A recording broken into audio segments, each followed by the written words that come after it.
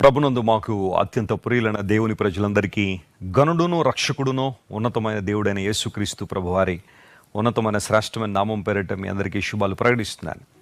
మనమంతా కనికరింపబడి సమయోచితమైన సహాయం కోసం ధైర్యంతో కృపాసనం ఎదుకు చేరుదుమని హెబ్రీ పత్రికలో పౌలు గారు రాసినట్టుగా దేవుని కృపాసింహాసనాన్ని మనందరం కూడా ధైర్యంతో సమీపించే ఆధిక్యత ప్రభు మనకు అనుగ్రహించారు. ఒకప్పుడు చాలామందికి దేవుని సన్నిధిలోనికి ఎప్పుడు పడితే అప్పుడు వచ్చే అవకాశం లేదు.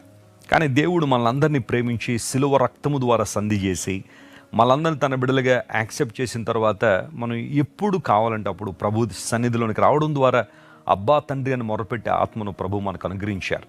అందును బట్టి మనం నిజంగా ప్రభువుని స్తుతింపబద్దులమై ఉన్నా తను ఎందరు అంగీకరిస్తారో వారందరికీ ఆయన పిల్లలే అధికారం ఇచ్చారని బైబిల్లో రాయబడిన రీతిగా దేవుని బిడ్డలుగా బతికే ఆధిక్యత ప్రభు మనకు అనుగ్రహించినందుకు మన హృదయాలు కృతజ్ఞతతో నింపబడి ఉండాలి. ప్రతిరోజు ఒక దివ్య వాగ్దానాన్ని బైబిల్లోంచి మనం ధ్యానం చేస్తున్నాము. పరిశుద్ధ గ్రంథం అనేది అనేక వాగ్దానాలు కలిగి ఉన్న గ్రంథం.